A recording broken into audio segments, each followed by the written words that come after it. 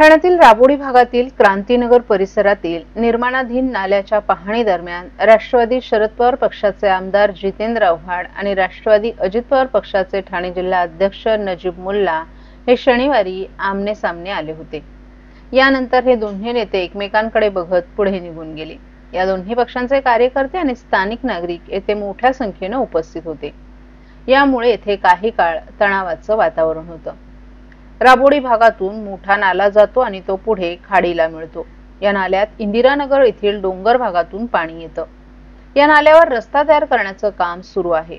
बुधवारी ठाणे शहरात अवकाळी पाऊस झाला। या पावसादरम्यान नाल्यात पावसाचं पाणी तुंबलं आणि ते परिसरातील क्रांतीनगर, शिवाजीनगर भागातील घरांमध्ये शिरलं। राबोडी परिसरातून राष्ट्रवादी अजित पवार पक्षाचे माजी नगरसेवक नजीब मुल्ला हे निवडून येतात। नाल्यातील पाणी घरांमध्ये शिरल्याच्या मुद्द्यावरून त्यांच्यावर टीका केली जात आहे। असं असतानाच राष्ट्रवादी शरद पवार पक्षाचे आमदार जितेंद्र आव्हाड यांनी शनिवारी सायंकाळी क्रांतीनगर परिसरात जाऊन नाल्याची पाहणी सुरू केली। पक्षाचे जिल्हा अध्यक्ष सुहास देसाई आव्हाड यांना नाल्याच्या कामामुळे घरांमध्ये पाणी कसं शिरले याची माहिती देत असतानाच राष्ट्रवादी अजित पवार पक्षाचे माजी नगरसेवक नजीब मुल्ला हे त्यांच्या कार्यकर्त्यांसह तिथे आले। आव्हाड आणि मुल्ला हे दोघे आमने सामने आल्यामुळे परिसरात काही काळ तणावाचं वातावरण होतं। यानंतर हे दोन्ही नेते एकमेकांकडे बघत पुढे निघून गेले आणि त्यानंतर दोघांनी पत्रकारांशी संवाद साधत प्रतिक्रिया नोंदवल्या। इंदिरानगर, सावरकरनगर येथील डोंगर भागातून येणारं पाणी हे राबोडी भागातील नाल्यातून वाहतं आणि ते पुढे खाडीला जाऊन मिळतं।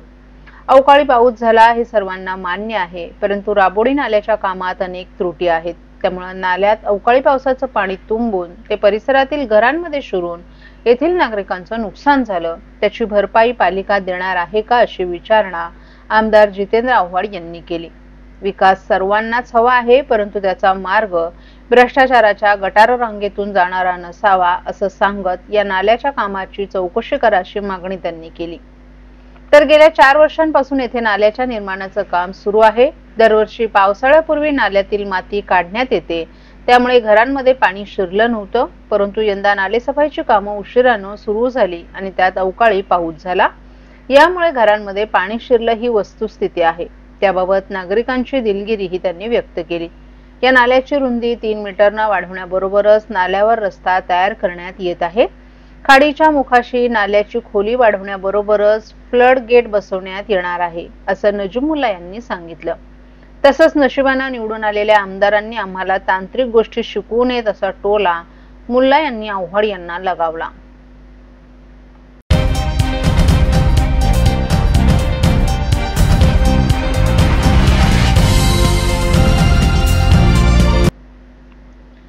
घोडबंदर भागात मोठ्या प्रमाणात MMRDA, MSRDC, मेट्रो आणि सार्वजनिक बांधकाम विभागाची कामं सुरू आहेत। ही कामं करताना ड्रेनेज लाईन आणि कल्वर्ट बदलण्यात आले आहेत। त्यामुळे यंदा घोडबंदर रोड पाण्याखाली जाण्याची भीती व्यक्त करण्यात आली आहे। याची धास्ती घेत पालिका प्रशासनानं कापूरबावडी ते गायमुख पर्यंतच्या दोन्ही मार्गिकांवर पाणी साचू नये यावर लक्ष ठेवण्यासाठी पालिकेच्या 7 अभियंत्यांची नेमणूक केल्याचे आदेश अतिरिक्त आयुक्त प्रशांत रोडे यांनी काढले आहेत। तसंच पावसाळ्यात कर्तव्यात कसूर केल्यास कारवाई करण्यात येईल असा इशारा देखील पालिका प्रशासनानं दिला आहे। ठाणे महापालिका क्षेत्रातून मुंबई, नाशिक आणि घोडबंदर मार्गे वसई, गुजरातच्या दिशेनं महामार्ग जातो। त्यामुळे या मार्गावरून हलक्या वाहनांसह अवजड वाहनांची देखील वर्दळ सुरू असते। तसंच उड्डाणपुलावर जड आणि अवजड वाहनांची मोठ्या प्रमाणात वाहतूक सुरू असते। त्यामुळे येथील रस्ते, उड्डाणपूल वारंवार नादुरुस्त होतात। त्यामुळे वाहतूक कोंडीतही भर पडत असते। अशा वेळेस अपघात देखील होण्याची शक्यता असते। घोडबंदर भागात सध्या सेवा रस्त्याचं मुख्य रस्त्यात विलिनीकरणाचं काम हाती घेण्यात आले। या कामांमध्ये अनेक ठिकाणी मुख्य रस्ता आणि सेवा रस्त्यांमधील स्टॉर्म वॉटर ड्रेन तोडण्यात आल्याचा दावा महापालिकेनं केलाय। रस्त्याच्या सीमारेषेवर नवीन स्टॉर्म वॉटर ड्रेनचं काम करण्यात येत आहे, परंतु अस्तित्वातील ड्रेन आणि नवीन स्टॉर्म वॉटर ड्रेन जोडले नसल्यामुळे पावसाळ्यादरम्यान पाण्याचा निचरा होणार नसल्याचं देखील पालिकेचं म्हणणं आहे। त्यामुळे घोडबंदर रस्त्यावर पाणीच पाणी साचण्याची शक्यता नाकारता येत नाही। याची दक्षता घेत पालिका प्रशासनानं कापूरबावडी ते गायमुख पर्यंतच्या दोन्ही मार्गिकांवर पाणी साचू नये यावर लक्ष ठेवण्यासाठी पालिकेच्या 7 अभियंत्यांची नेमणूक केली आहे।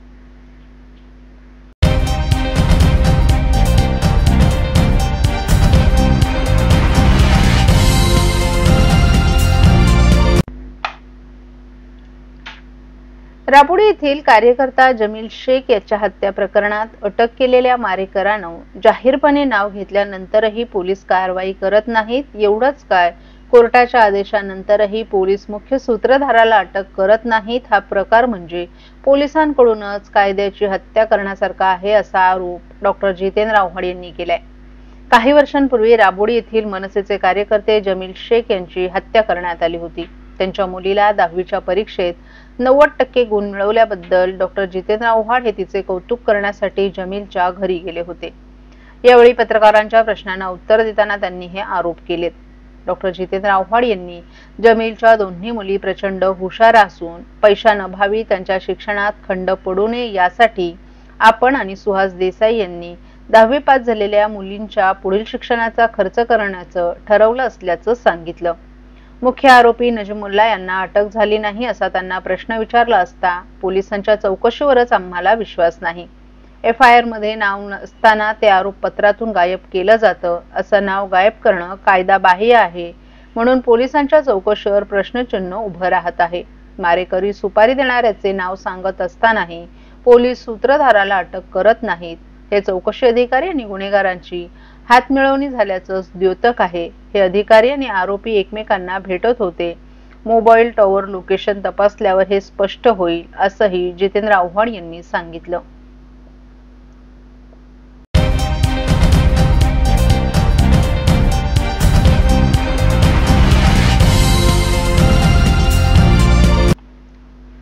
कार्यकर्ता हीच आपली ताकद आहे असं सर्वच राजकीय नेते म्हणत असतात. मात्र कार्यकर्त्यांच्या भावनांना विशेष महत्त्व देऊन त्यांच्या सुखदुःखात सहभागी होणारे नेते म्हणून डॉक्टर जितेंद्र आव्हाड यांचं नाव अग्रक्रमानं घेतलं जातं.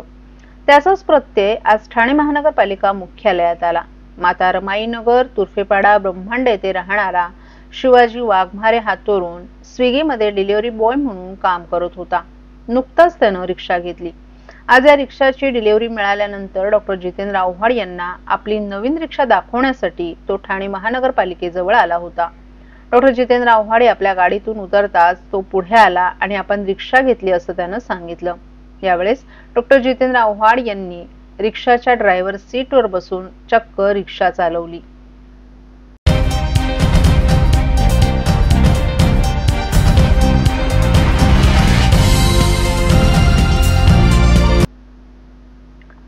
निवडणुकीदरम्यान हिरानंदानी इस्टेट परिसरातील कावेसर तलावाजवळील उद्यानाचं सुशोभीकरण करण्याचं आश्वासन खासदार नरेश म्हस्के यांनी दिलं होतं. या वचनाची पूर्तता करत रविवारी 25 मे रोजी या प्रकल्पाच्या कामाचा भूमिपूजन सोहळा संपन्न झाला. सततच्या पावसातही मोठ्या संख्येनं परिसरातील नागरिक, ज्येष्ठ नागरिक आणि महिला यावेळी उपस्थित होत्या. उपमुख्यमंत्री एकनाथ शिंदे यांच्या पाठपुराव्यामुळे केंद्र शासनाकडून निधी मिळवून खासदार म्हस्के यांनी या प्रकल्पासाठी आवश्यक आर्थिक तरतूद उपलब्ध करून दिली आहे. एकूण 5.6 एकर जागेतील केवळ 10% भागावर विकास करण्यात येणार असून सध्याच्या नैसर्गिक हिरवळीला कुठलाही धोका पोहोचणार नाही याची काळजी घेण्यात येणार आहे.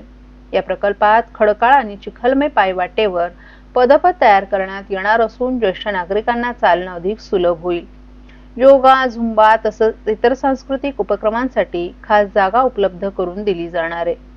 ओपन जिम, फुलपाखरू गार्डन आणि तलावाजवळ रूफ कव्हर यांसारख्या सुविधाही उभारण्यात येणार आहेत. याशिवाय स्कायवॉच टॉवर मधून तलाव आणि हिरवळीचा एकत्रित अनुभव घेता येणार आहे. काही भागांमध्ये अत्याधुनिक साखो उभारण्यात येणार असून त्यावरून चालताना ॲक्युप्रेशरचा अनुभव घेता येईल.